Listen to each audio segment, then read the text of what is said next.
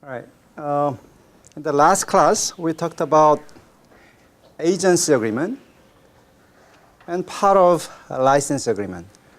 Before we go further on the license agreement, let's do some exercises on the agency agreement. I put on EKU a sample agency agreement. And let's just assume that you got that from your client right now, and you are asked to review. So you start with this slide I gave you, agency agreement.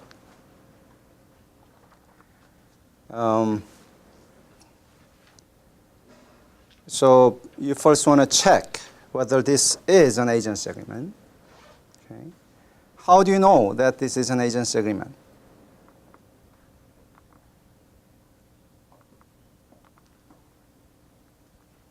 Well, it says it's an agency agreement, but as I told you, the name does not matter much.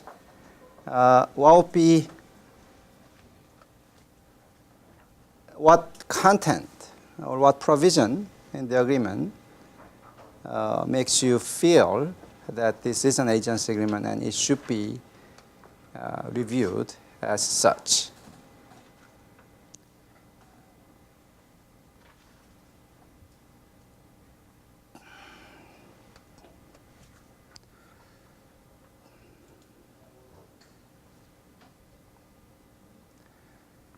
If you look at 2.1, subject to all terms and conditions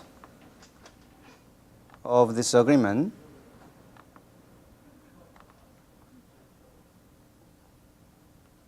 principal agrees to engage agent on an exclusive basis, and agent agrees to provide marketing, sales support, and distribution management service to principal in connection with the sale by principal of the products in the territory.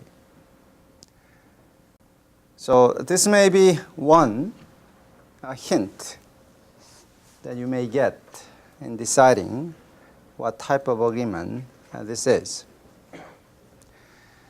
In one way, agency agreement may look like service agreement, because what agent does is actually providing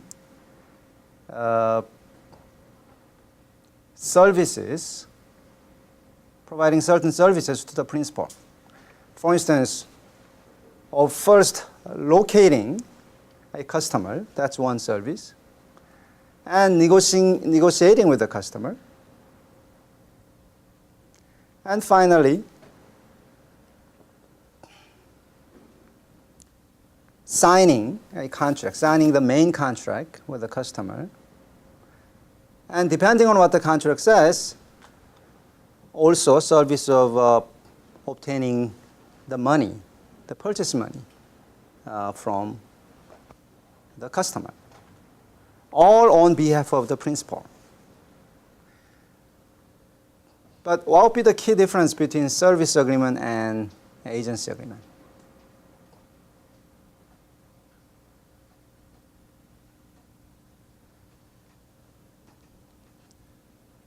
The service agreement, you get fees.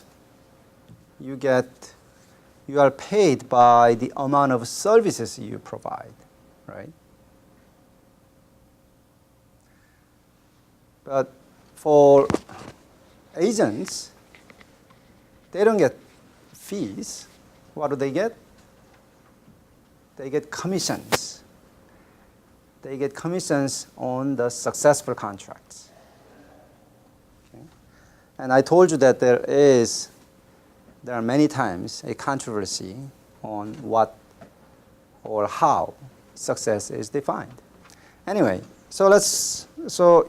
we have established that this is an agency agreement. Now,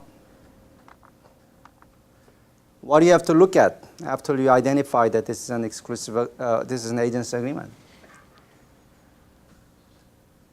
You have to ask whether this is an exclusive Agency agreement. Yeah, agreement whereby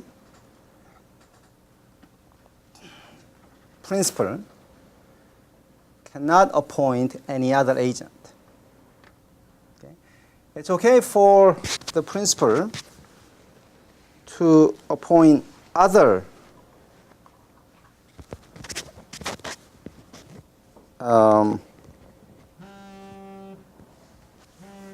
other companies as distributors, but in terms of representing the principal, the agent has to be the only one in the territory. So do we have a relationship like that here? Do we have a relationship like that? You read the agreement. Can you tell me whether this is an exclusive agency agreement or not?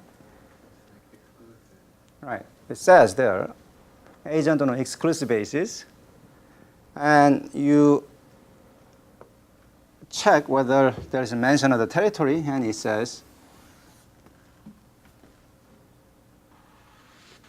products, the sale by principal of the products in the territory. So we know that this is an exclusive agreement. Now, once we establish that it's an exclusive agency agreement, that brings back these questions, the set of questions that we discussed for exclusive distributorship. So as to what products the agent will have the exclusive right to represent. Here, not to distribute, it's not exclusive right to distribute, it is exclusive right to represent. Okay? So as to what products does the agent have the exclusive right to represent? Okay. And also, what can principal do inside the territory? Okay. And what is agent allowed to do outside the territory?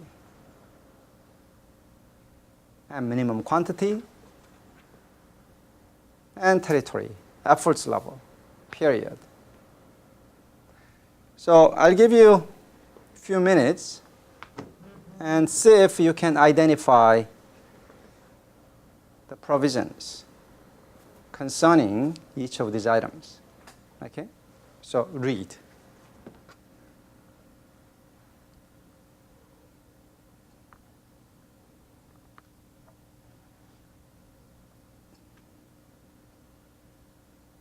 Again, this is an actual agreement that I got from a client. So it may not have all the items that I mentioned because the client didn't, the client, the party opposite to my client didn't think of using it for an educational purpose.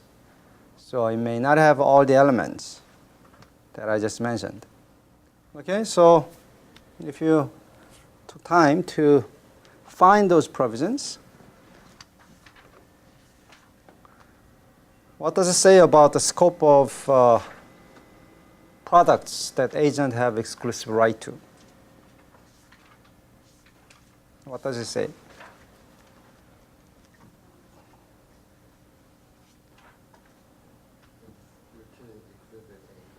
Okay, all right.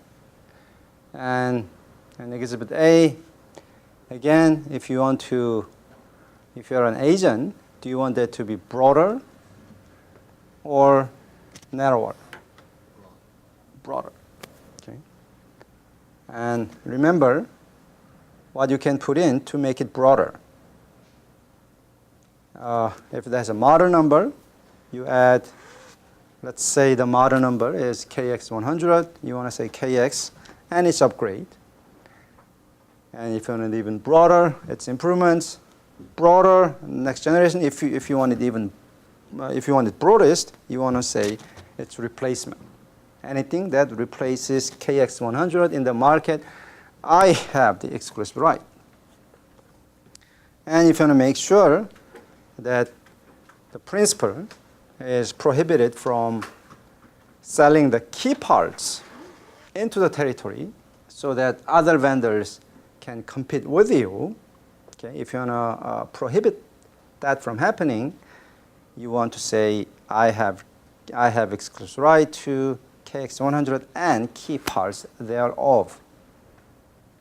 Also, if you want to stop the principal from selling the products under some other company's name, you want to write including OEM. Okay. All right. How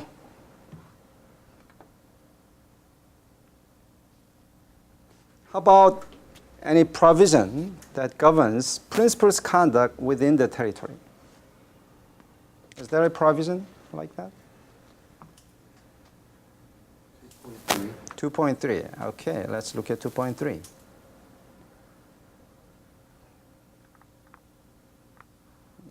Let me see.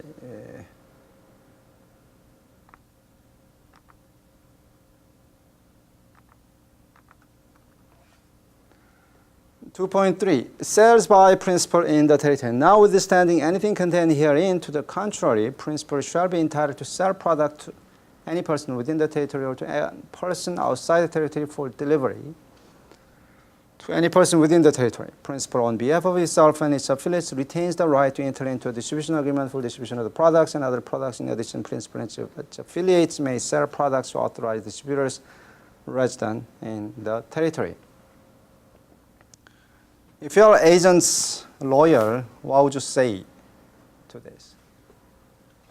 Would you say, I mean, this is an important question. Would you say, okay, this is an agency agreement, and principal is, it doesn't say principal may appoint another agent. It just says principal may sell the products inside the territory. Would you say, okay, I'm an exclusive agent. I'm not an exclusive distributor. So in terms of representing the products, in terms of representing the principal, I have the exclusive right. But in terms of selling the products, I don't need the exclusive right. So it's okay. 2.3 is okay. Will you say that, or will you say something else as agent's lawyer? What would you say?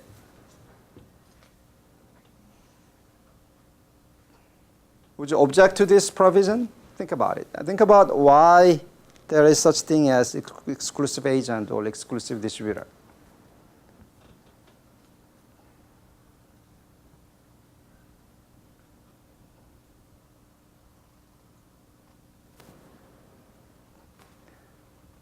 I think I'll object.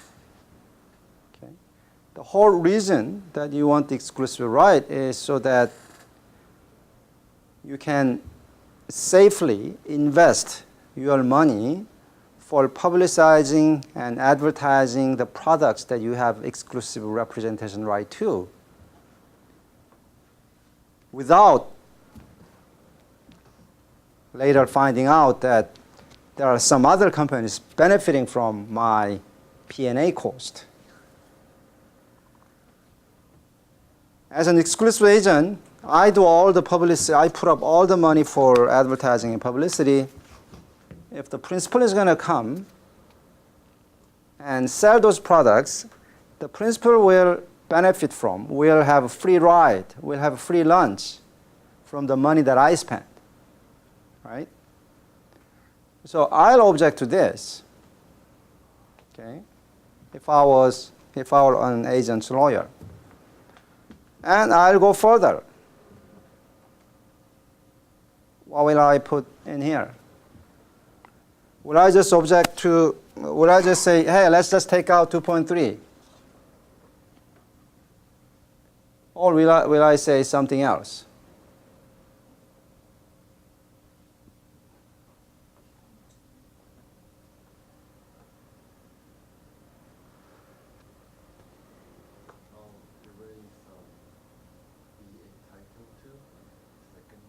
Okay. Good. The principal shall not sell products to any person within the territory. Now, does that cover, if I just say shall not sell products, does it cover the possibility of, does it prohibit the possibility of principal appointing another agent? Does it? It will. Because selling through an agent is also selling, right? So if it just says sell without limitation, that includes selling through an agent. Right. So that's something you should do as agent's lawyer. Okay. Is there a provision governing agents' conduct outside the territory? It's not something that you may want to put in, but it's probably something that principal wants to put in. Why? To make sure to preserve the possibility of appointing some other sales representative outside the territory or in the neighboring territory. Okay. If you have a good product, if you think that it has global sales potential, that's what every supplier wants to do. Appoint exclusive distributor or agent for each territory so that they go all the way out. They make all the efforts they can to sell as many products as possible within their territory.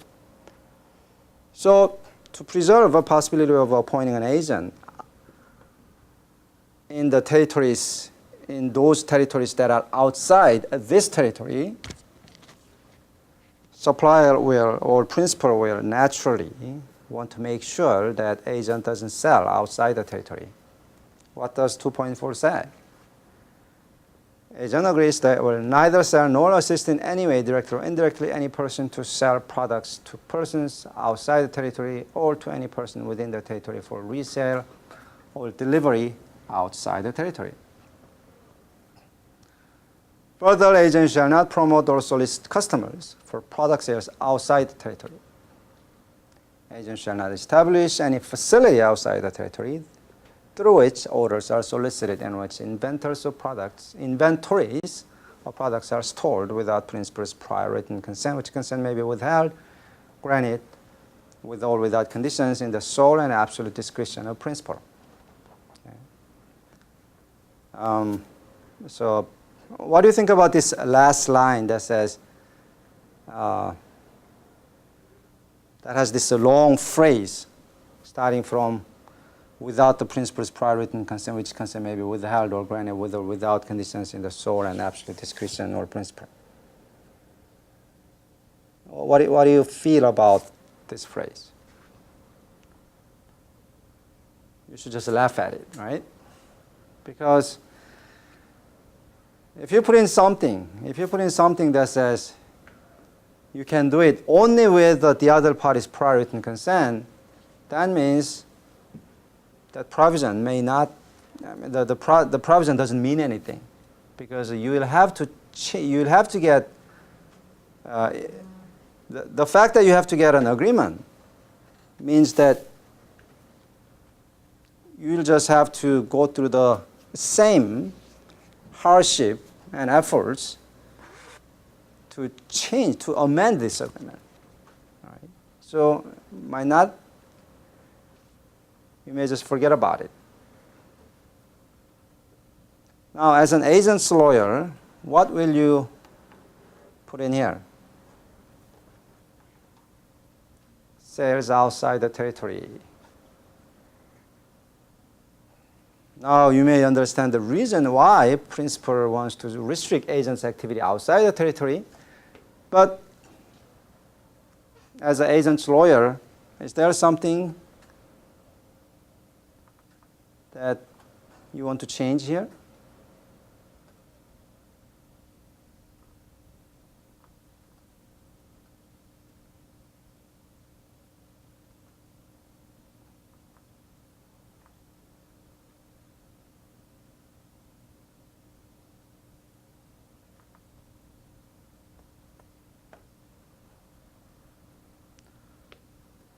Now this is a slide from distributor.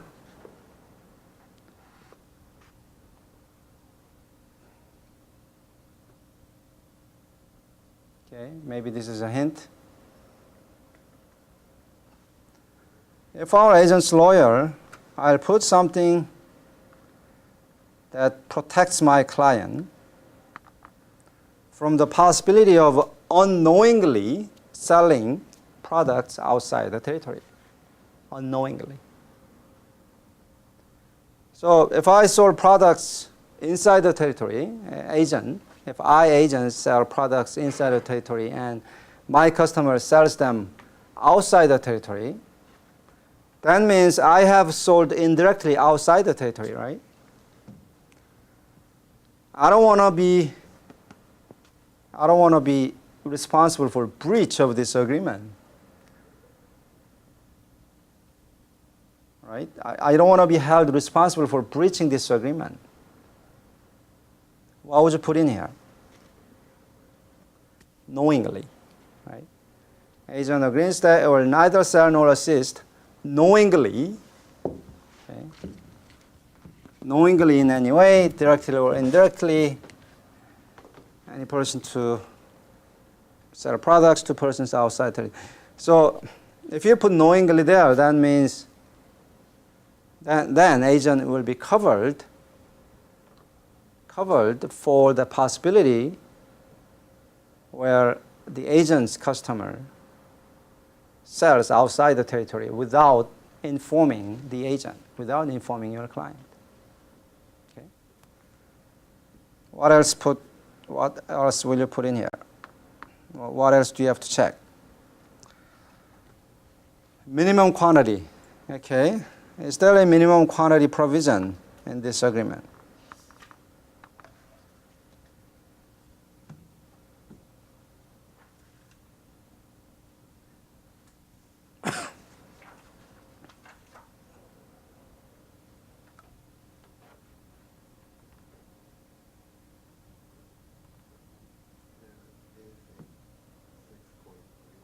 Okay, let's look at 6.3. 6.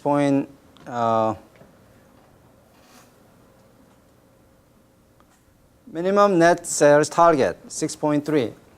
The minimum sales targets for the agent shall be as follows. For first year, $43,000. Second year, $1 million. Third year, $1.2 million. And for each subsequent contract period, such amount as is specified by the principal to agent in writing, not less than 1 month before the start of the relevant contract period or as otherwise agreed in writing between the parties, and if none is so specified agreed in respect to contract period, the sum shall be the same as applied for the contract period last preceding such contract period. Okay. So at the end of the third year, say in November of the third year, principal will tell the agent what the fourth year minimum sales will be. If the principal doesn't do that, then it will remain the same as the preceding year. So for the fourth year, it will be 1.25 million if the principal doesn't say anything by November.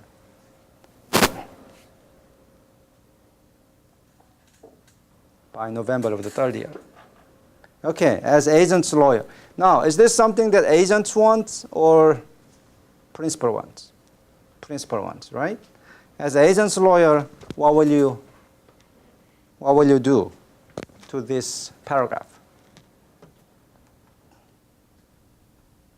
Probably it's something you cannot get rid of because this is exclusive agency agreement and principal wants to be protected, wants some protection in lieu of giving up the property for agent's representation.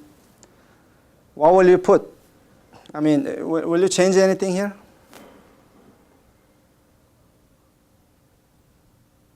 Well, you probably want to lower the amount as much as possible, so you should check that with your client. And you definitely want to get rid of the principal's discretion in setting the future minimum sales targets. Otherwise, as an agent, you put up all the money for publicity and advertising, so you familiarize the market with the product. And if the principal wants to, if the principal now doesn't want to waste money on paying commission to the agent, principal can easily kick out the agent by doing what? By setting the minimum sales target for the 4th year unreasonably high. Yes? This is a poison pill. You want this out. If you cannot, resign as a lawyer for the agent. I'm just kidding, but you want to go out strong on this point. And I told you that now what happens if the minimum net sales target is not met?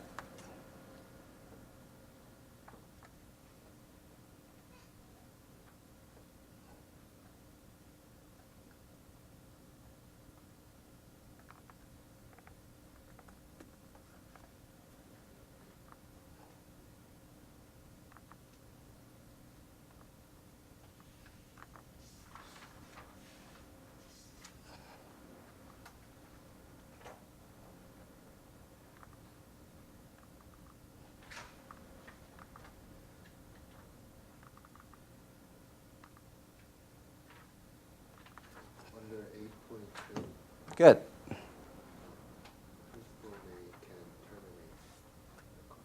Right. So I'll say that, okay, 8.2. Termination for, wait. Yes. 8.2 says, except as set forth in section 8.1, this agreement may be terminated by principal upon 100 days prior written notice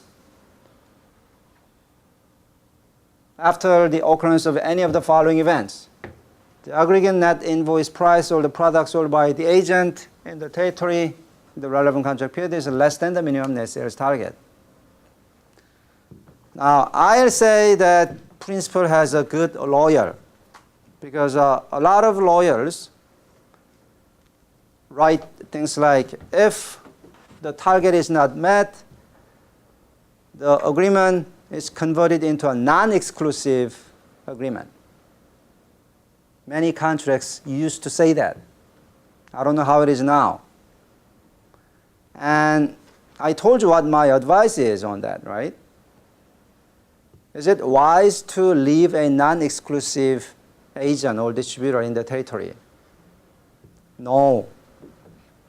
Because if you leave even one non-exclusive distributor or agent, then you cannot appoint an exclusive distributor or agent in the territory, which means your entire global sales strategy will crumble. Okay?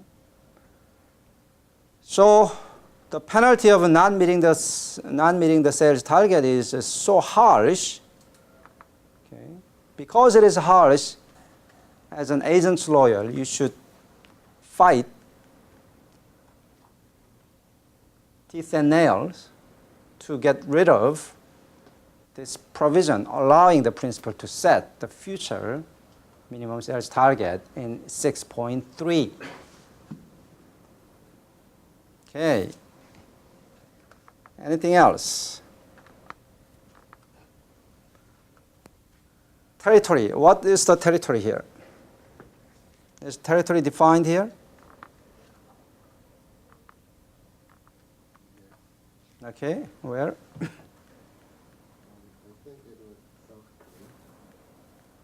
Okay. Which provision?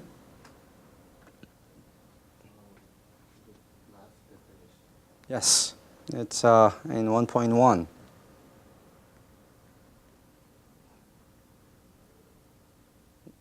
Actually, Article 1. Article 1, the last definition says South Korea.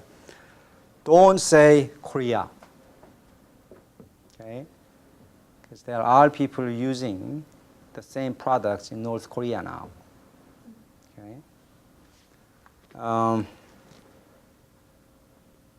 Republic of China.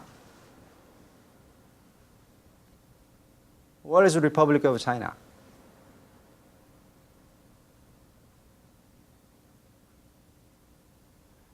If you write down Republic of China, the only country that can be called Republic of China is Taiwan. China, as we know, is People's Republic of China, PRC. If you write down Republic of China, that's Taiwan. So don't make those mistakes. Okay. How about efforts level? I told you that this is also a negotiating point. How much efforts does the principal require from the agent?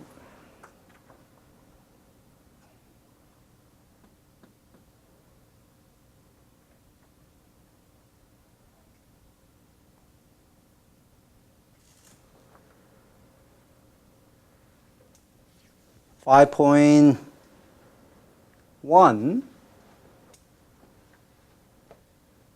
Okay, why don't we read together? Agent acknowledges the strict performance of its obligations under this agreement is essential to the continuation of its acting as exclusive sales and marketing agent for the products in the territory. In the course of providing the service to the principal, agent shall have the following obligations: to act at all times towards principal in good faith. Okay, good faith. But that's not it. To use best efforts. Okay. Best effort. So if agent is selling several different products, the best effort should be made toward principal's product, as opposed to some other products that the agent is selling.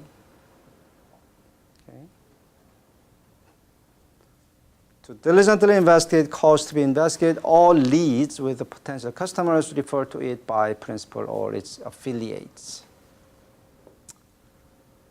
여기서 affiliates 뭐라고 번역하시겠어요? affiliates. 번역보다도 what's the definition of affiliates here?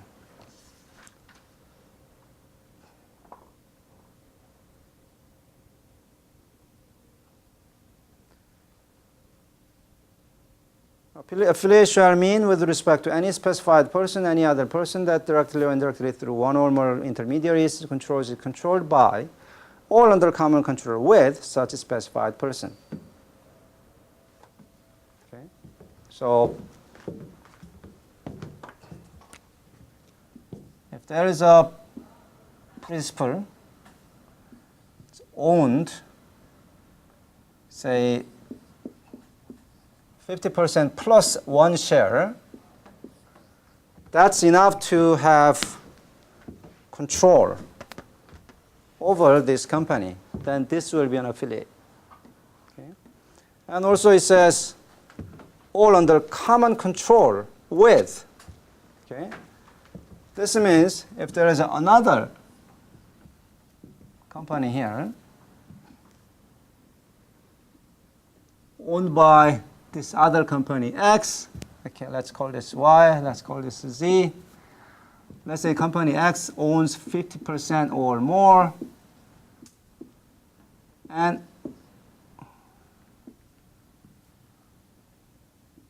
%50 or more. Z is under common control with the principal. Whose control? X's control. Z will be P's affiliate. Y will be P's affiliate. How about X? Is X P's affiliate? Or read.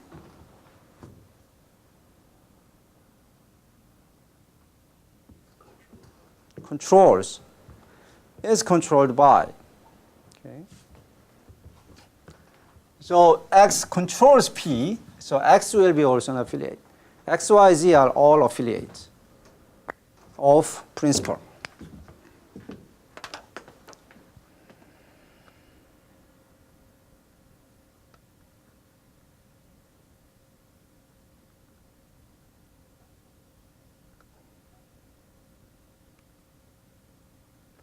Now, what will you do as a agent's lawyer? Do you find anything that you want to advise the client on? You see, it's a very long list. Actually, it's the longest list I've ever seen.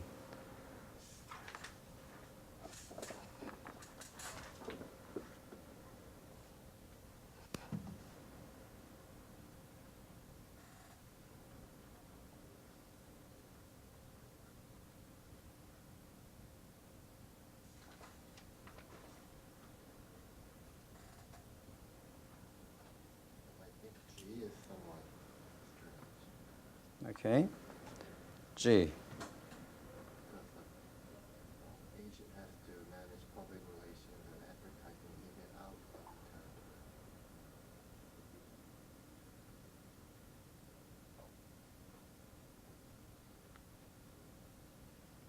In and out of the territory. That's right. I didn't catch that. Yes.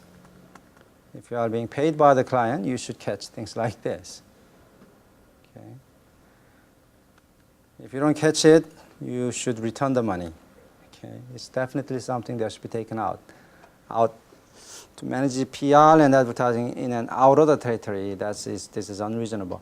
Any other thing that you want to touch in this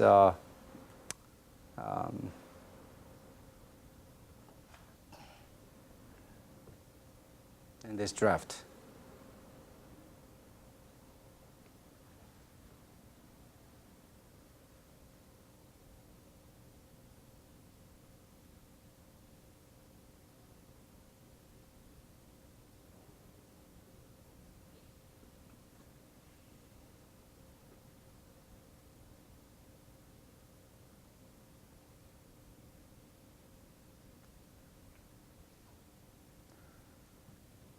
If our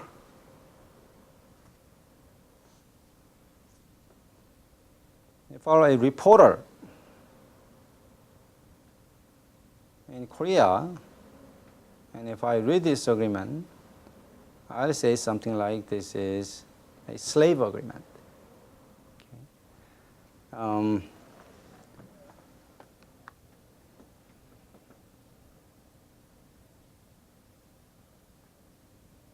Look at I. To carry out such customer and end-user training programs as principal may from time to time specify.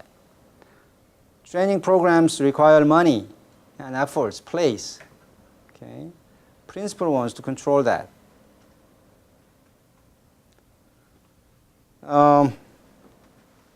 If our agent's lawyer, I'll ask the principal to specify now how many end-user trainings they require.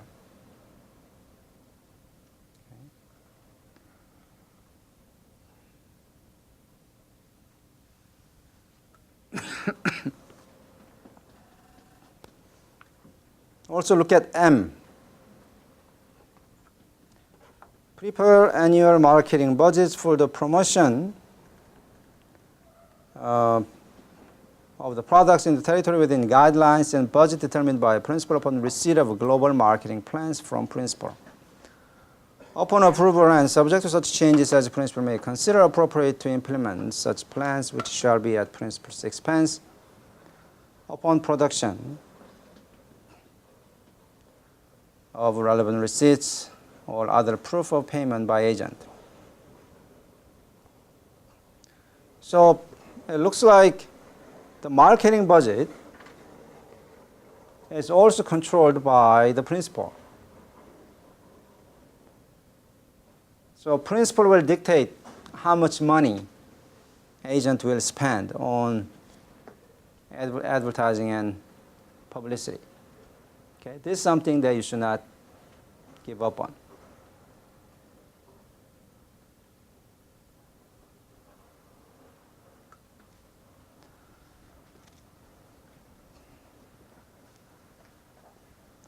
Also,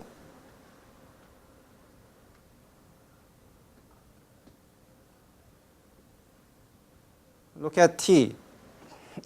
To provide principal with a monthly, not quarterly, but monthly activity reports detailing all sales orders received, deliveries made, marketing and sales activities, prospective retailers, distributors approached, such other information reports as principal may reasonably request from time to time.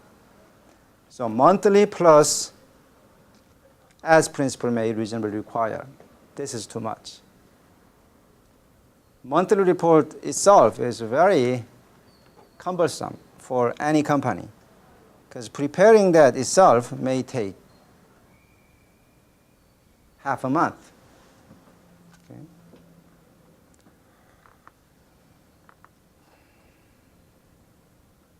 Now, the last thing that you want to check is period. Period of exclusivity. What provision covers that?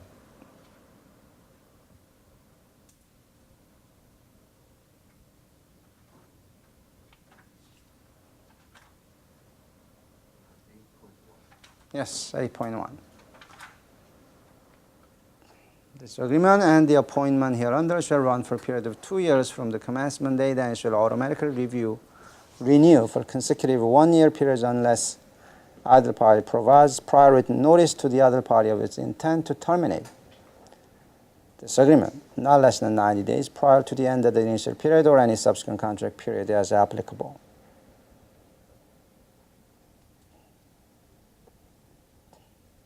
So 2 years plus 1 plus 1 plus 1 plus 1 and so on. As an agent's lawyer, you want to make the initial period longer or shorter? Longer, right? 3-4 years. Okay.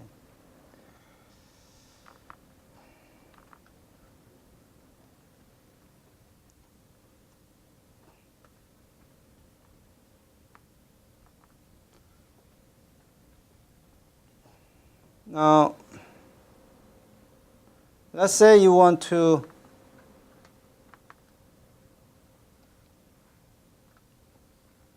have a sub-agent, someone who can be the agent for your company. You'll need a separate provision.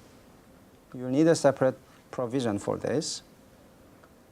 So you will put something about appointing a sub-agent. Okay. All right.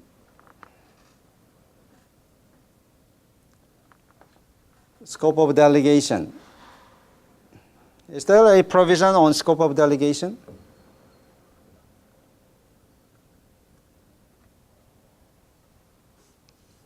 Is there a provision governing scope of delegation? How much agent can do?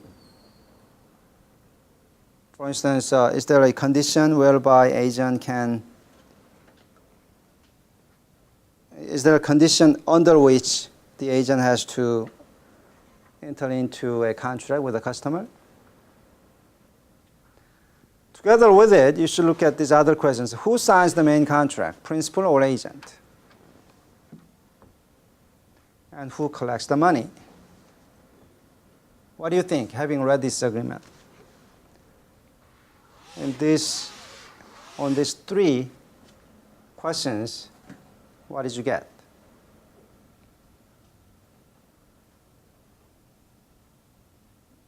Anyone? Who signs the main contract? Who collects the money? See, you should be able to answer these questions when you are reviewing agent's agreement. You should be ready to answer that question at any time, because who signs the agreement, who collects money, changes the picture, changes the whole environment under which this agreement will be performed. Did you find who signs the contract with the customer?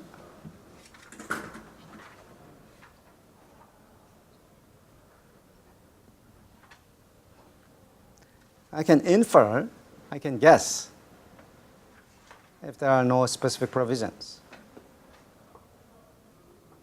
I can guess that here agent is only representing the products and the actual sale is done by the principal. So probably principal will sign the agreement and principal will probably collect the money as well. I think. So at the end of the day, who has the money? At the end of the sale done to the customers, who's got the money? Principal, right? Now that changes everything, because if the principal has the money, then all these questions about commissions, okay, all these questions about commission, who has to account, who has the burden of proving the amount of commissions, all of that remain with the who collects the money. Okay? So you should find that out in the beginning of reviewing an agency agreement. All right. Commissions. What is the provision on commissions? Do you see any? I'm sorry if I can. Okay. In provision 5.1p, Mm-hmm. it says that if applicable, Mm-hmm. I wonder what prison. Yeah. So, I mean, P puts you on notice that usually the principal collects money, but there are times that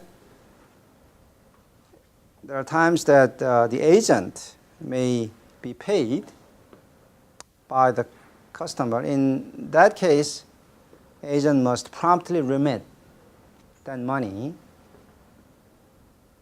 into an account that principal notifies. So if there were no like if applicable, then maybe agent collection. Yeah. If this phrase, if applicable, is not there, then yes, you may read the contract as the one that requires the agent to receive the money from the customer.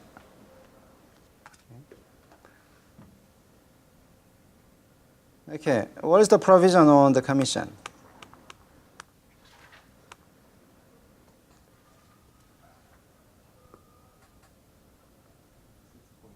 6.1. Okay. What does it say? What does it say about which deals will be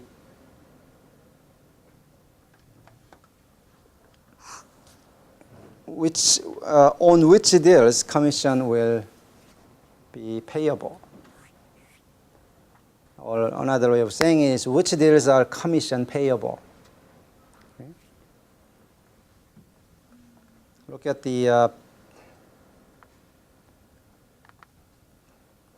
look at my notes again. Okay, look here.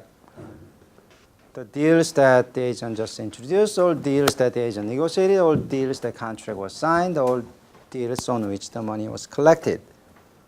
On which deals can the agent get money?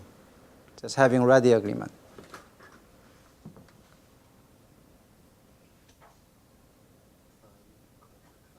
Contract signed?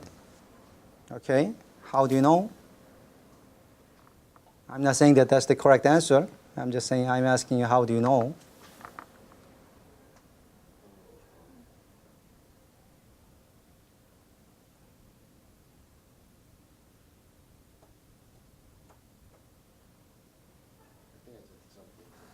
Okay, all right.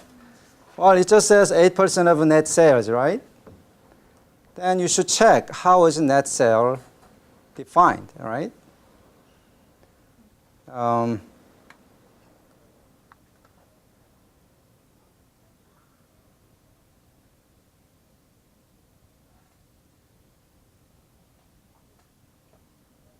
Oops.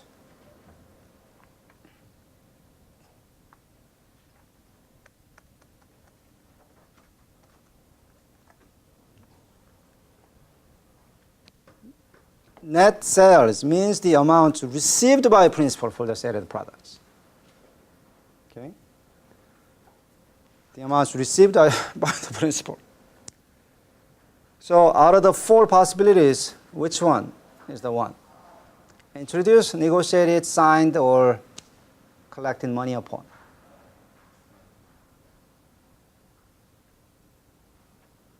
No, it says money received, right? It means on the deals that the principal collected money on. Okay? On the deals that principal received the money, the commission will apply. Okay?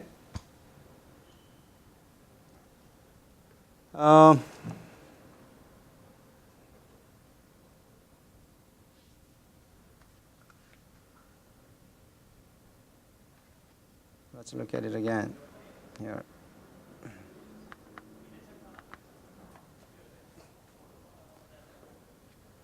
Introduced, negotiated, contract signed, or collected.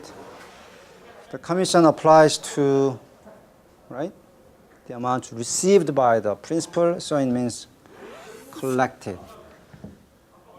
Now, if it says collected, if the commission applies to the amounts collected, not the amounts signed, not the amounts negotiated, not the amounts introduced, then it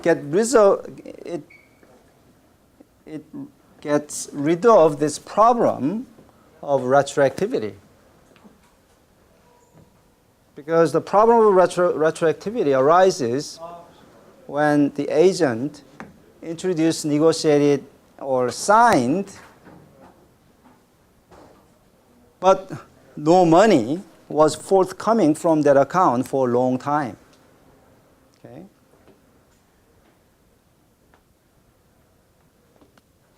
You want to answer the retroactivity question when there is a big time gap between the time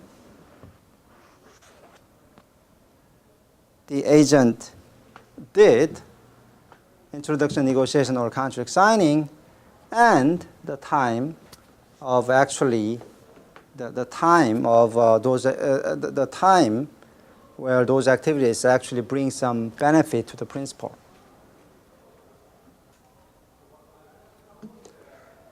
Now,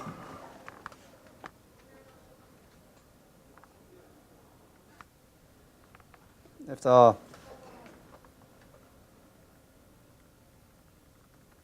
net sales is defined as follows in a different way, then you should get down to your knees and then start changing the agreement. So for instance, things like the amounts for which agent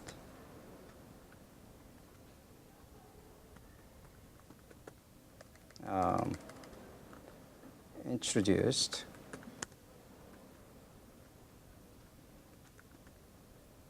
customers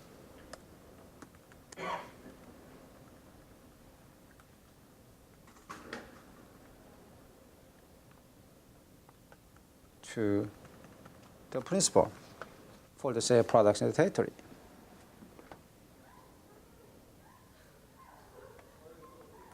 Maybe I can use the phrase here, bona fide independent third parties.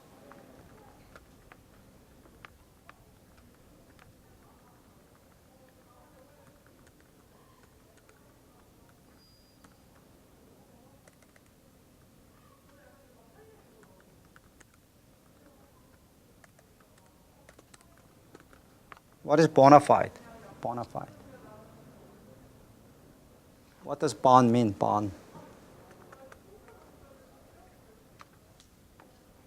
Bon appetit. Bon voyage. 좋다는 뜻이죠. Bona fide means faith, so it's good faith. Bona fide, independent third parties, it's there. This phrase is there to make sure that agent does not manipulate the sales target, manipulate the amount of sales. Because the agent can, to increase the amount of commission, the agent can talk to his rich father and have the father order $10 million of principal's products. That will increase the agent's commissions, right? Of course, that risk is not that great when commission kicks in for the amounts actually received by the principal, because in that scenario, agent's father will have to actually spend $10 million, right? But in a situation like this, in a new situation where the agent gets the money for introduction, then this phrase, bona fide independent third parties, becomes important. Because agent can always introduce somebody, right?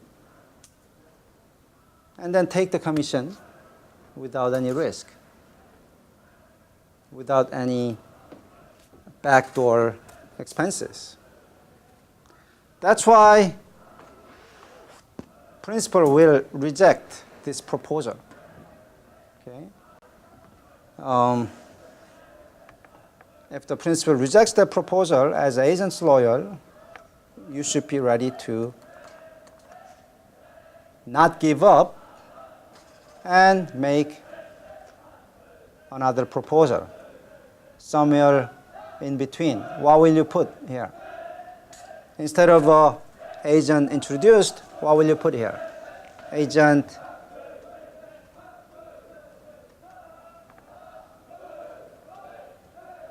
signed the contract. Okay? Signed the sales contract with the bona fide independent third parties on behalf of principal. Okay? This is fair. Now, as an agent's lawyer, what argument will you make in making this change?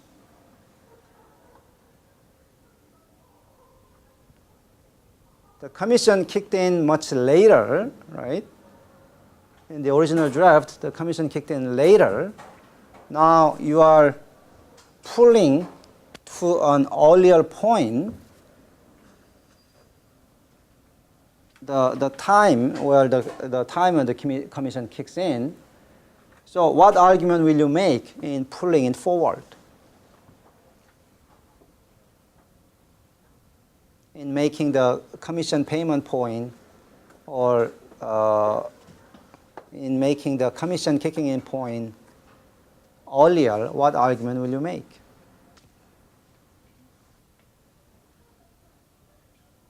I'll say something like, hey, I signed the contract. After that, it's your responsibility to deliver the products, collect the money. If the deal went awry after I signed the contract for you, then it's your responsibility. I should get the commission. Okay? I'll make an argument like that to the other party. Okay? Now, collector's duty. Here, who is collecting the money? Principal. Then who has the duty to prove the amount of commissions? Principal. Now, in the original draft, is there something that covers, that imposes such duty on the principal?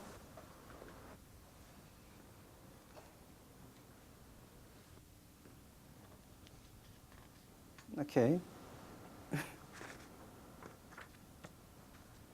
6.1b says commission report will be provided to agent with each communication payment and reflect all retailers and authorized distributors procured by agent for principal during the term of this agreement and reflect net sales received by principal from such retailers or authorized distributors for the applicable quarterly period. Or, as an agent's lawyer, what will you do? So that's all you found on this agreement about collector's duty, about money collector's duty. Is there anything missing? Do you want to put something else in?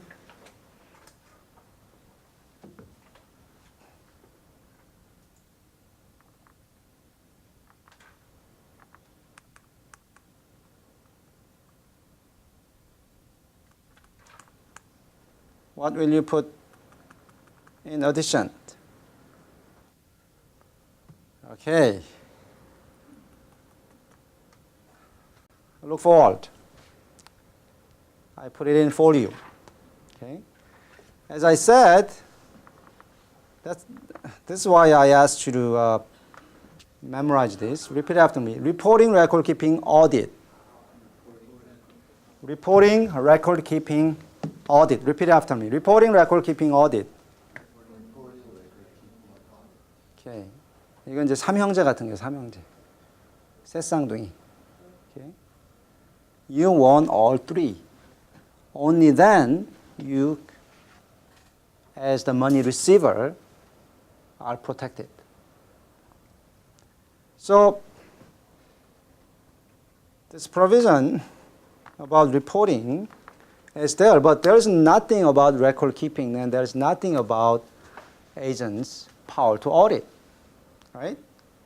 So you want to put in there, principal shall retain all records of the sales of the products made in the territory as proof of the commission's report for 3 years after each sale. Principal shall allow an audit of these records at least once a year upon agent's request at agent's expense. 에이전트가 돈을 내는 감사를 받을 수 있게 한다는 거예요. Provided that the audit discovers more than 5% of the discrepancy, principal shall be responsible for the expense of the audit. Okay. 감사를 해서 5% 이상 차이가 나면 5% 이상 차이라는 게 커미션 액수에서 5% 차이가 날 수도 있고 실제 세일즈 규모에서 5% 차이가 날 수도 있고 그런 경우에는 프린시플이 책임을 감사 비용 책임을 져야 된다는 거죠. Okay, how do you think principal will respond?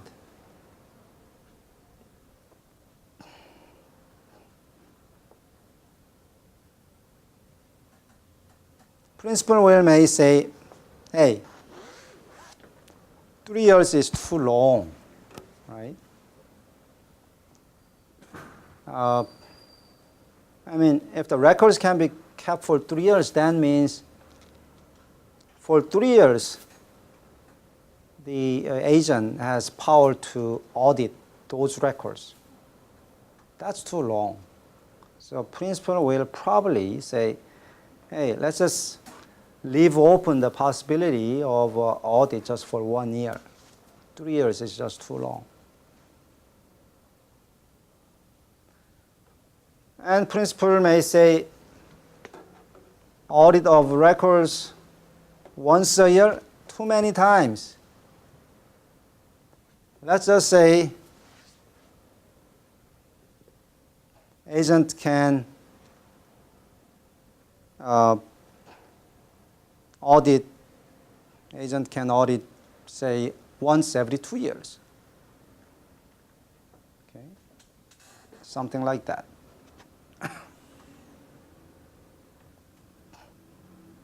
If you cannot put this in, you should resign. Okay? I mean, this is something that no matter how strong that other party is, it's something you should just bargain in. You should push this through because this is just so logically necessary. If you don't have this, you might as well forget about getting commissions. Okay? And you should say those things to your client and to the other side. Hey, if you don't have this, we are not protected. We might as well just give up on this deal, right? Okay. What else do you need to put in? Gross receipts or net receipts? Which layer of revenues? Okay. So the commission rate. What's the commission rate in this case? I think I remember 8%, right? It says 8% of net sales, right? But 8% apply to what? To net sales. Now, as a agent, you want the commission rate to be applied to as raw revenue as possible. Okay? As initial amount as possible. As a principal, you want to take out as much as possible. You want to make the amount as net as possible. Let's see how the balance is struck in this case. Net sales means all of this baggy less normal and customary rebates, cash trade and quantity discounts, sales use and other excise taxes or duties, the actual cost of any packaging and shipping, including insurance, and amounts actually allowed or credited due to defects, returns, rejections, wholesale chargebacks, and retroactive price reductions. These are all sales terms. If your agent's lawyer, you should ask what these are. Okay? Your client will know what these are. You probably know what amounts credit due to defects, returns, rejections are. Now, as agent's lawyer, will you accept this? Will you accept all these deductions from the net sales? The more deductions there are, the worse for the agent, right? Okay, which one will you propose to take out?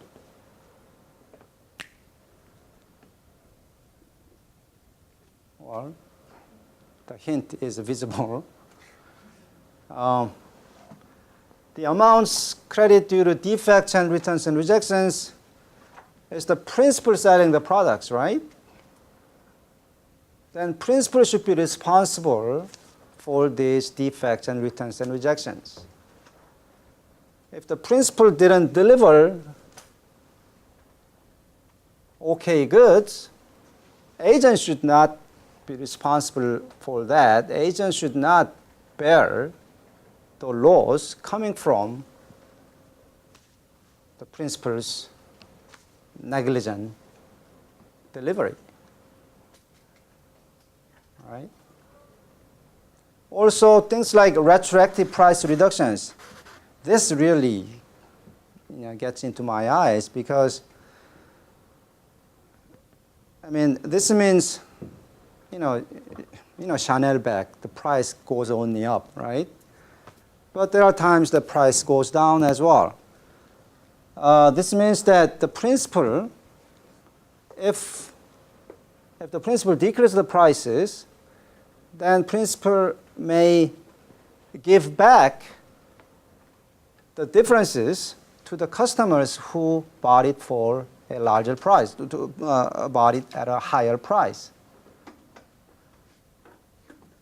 Agent worked so hard to sell the expensive products to the customers, and was successful. Now the principal, for some reason, is reducing the price, and agent should be responsible for that? No, right? Take it out. So that is something you should be mindful. So, and also look at the last sentence. Notwithstanding anything contained here into the contrary, net sales shall not include any online sales, catalog sales, or any sales to ABC franchises or affiliates. Why exclude online sales? Why exclude catalog sales? catalog sales는 catalog이 오면은 거기에 이제 옛날에는 써서 보냈죠. 그 무슨 주문서 같은 게 있어서. As an agent who put up all the money for advertising and publicity, why should the agent not get commission for the sales activities that probably was caused, right? That was triggered by the agent's publicity and advertising efforts. Okay.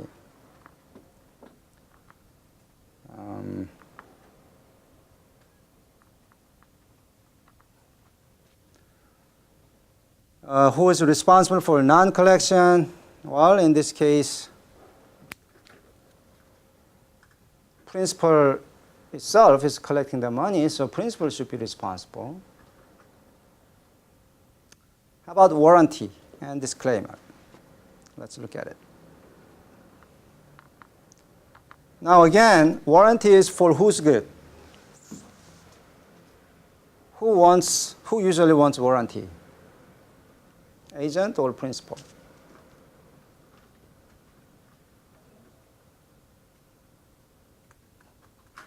In distributor's agreement,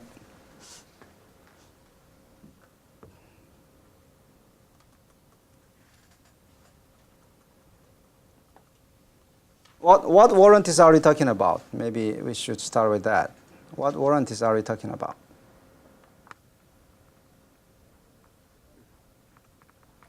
Well, first, quality warranty, right? Now,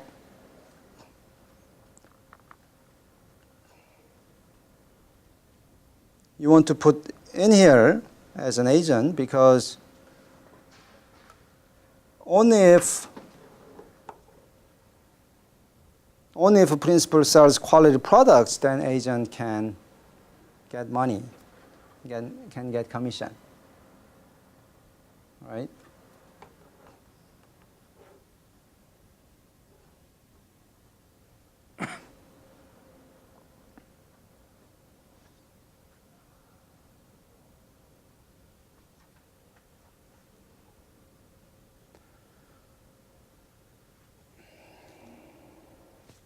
Okay, is there such warranty in here?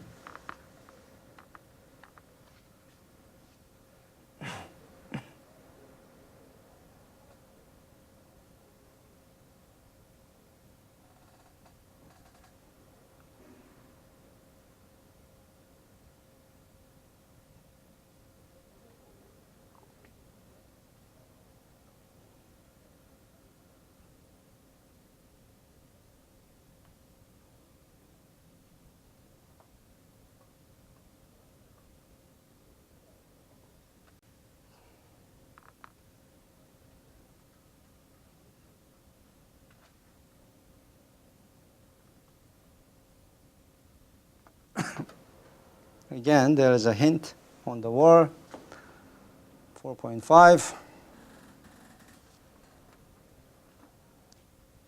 With respect to any products that are manufactured by principal or its affiliates, principal warrants that such products shall conform to the specifications established by principal and agent, and that such products shall be merchantable and free from defects. Okay, this is a good quality warranty. This is okay quality warranty. Okay. But what happens if the products do not conform to specifications?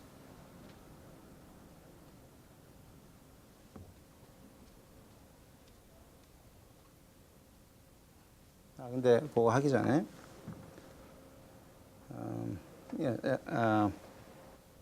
okay, well, this is good. So free from defect, but that's not enough because,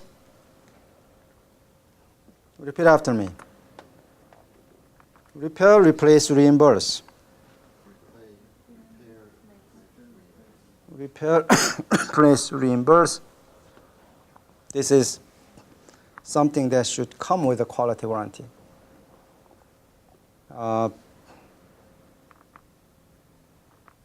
And so from agent's point of view, I put a new sentence here. In event of breach of this warranty, principal shall authorize return, repair, or reimbursement at agent's option. So agents will choose.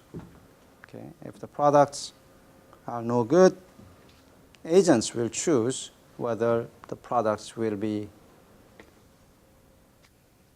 returned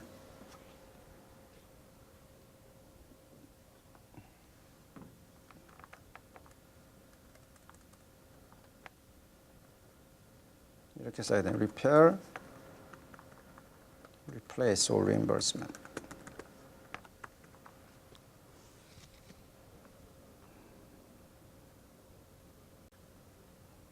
Now, this warranty provision comes with these other sentences, so maybe you want to read this. With respect to products procured by a principal from manufacturers who are not affiliates of the principal, principal shall pass on인데 S가 빠졌네. Pass on and assign to agent the warranty provided by such manufacturers, and principal shall assign assist the agent in making any claims against such manufacturers. Neither principal nor any of its affiliates makes any warranties, express or implied, including any warranty of merchantability or fitness for a particular purpose with respect to products procured from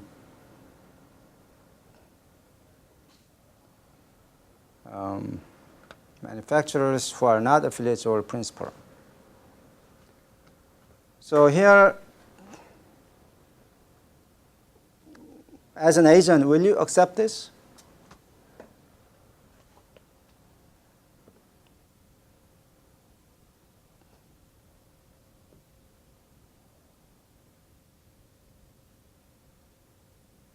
Basically, the warranty is, it's a two-step. For the products manufactured by the principal, there is this warranty. But for the products that are not, but the products not produced by the principal, but only procured by a principal, okay, then none of these warranties apply. Okay? Neither principal nor any of its affiliates makes any warranties, express or implied. Will you accept this as an agent?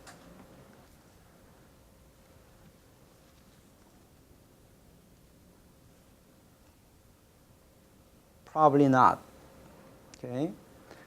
Because agent doesn't know and doesn't care who made the products, as long as the products are delivered by the principal. Okay? Agent cannot be responsible for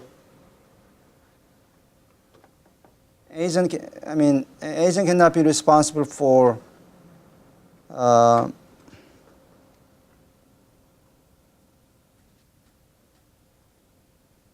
the principal's decision to procure the products from a third party as opposed to manufacturing it himself, and thereby lose commissions. Okay? Thereby lose commissions if the products are non-conforming. Right?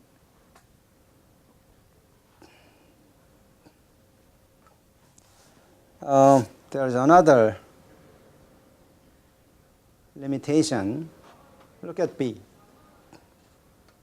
4.5b. In no event principal's liability for any breach of such warranties exceed in amount the products in respect of which any breach is claimed. Will you fight this?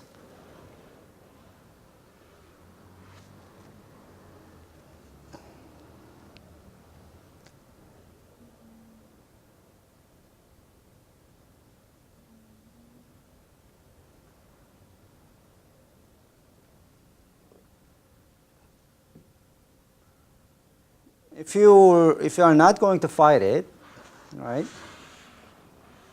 So basically, the best, if something happens, if something happens with the warranty, if the products don't conform to the specifications, all the agent can get is the price of the products, but not more. Will you fight this? Okay. Why?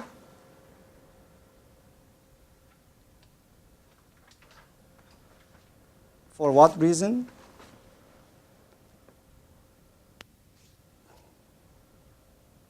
Well, you should fight every provision. But it's okay to give up on it because if you remember from my first lecture, remember the case of Hadley versus Baxendale?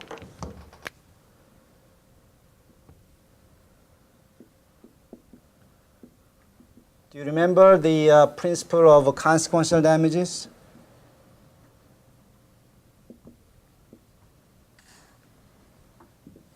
That parties are not responsible for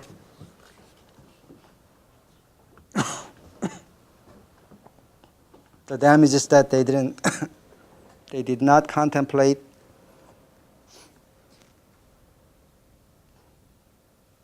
At the time of entering into contract. So if consequential damages are not recovered, if consequential damages are not recoverable, then there is no, for those things are, there is usually a very low possibility that the damages will be greater than the price of the products that you're supposed to get. Remember in Hadley versus Baxendale, it was a small part, right? Small part in a flour mill. And the court said, hey, the blacksmith who was supposed to give you a replacement part didn't contemplate how the part will be used. You ordered a small part, the blacksmith promised to provide it without knowing for what it will be used. So the only money, the only damage we can recognize is the cost of obtaining the replacement. The cost of obtaining the replacement because the blacksmith failed to provide it on time. Which means that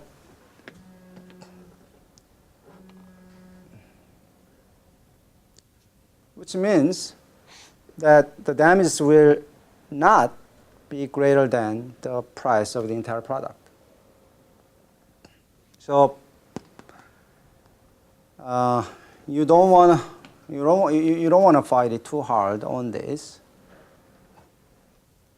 Okay. Now I want you to think about this one provision here: withdrawal or deletion of products. 6.2. Okay, look at 6.2. Withdrawal or deletion of products. Agent shall not be entitled to receive any compensation upon principal's deletion of one or more products, nor shall agent be entitled to receive any compensation if principal should for any reason withdraw any given product from the market, even for orders already received.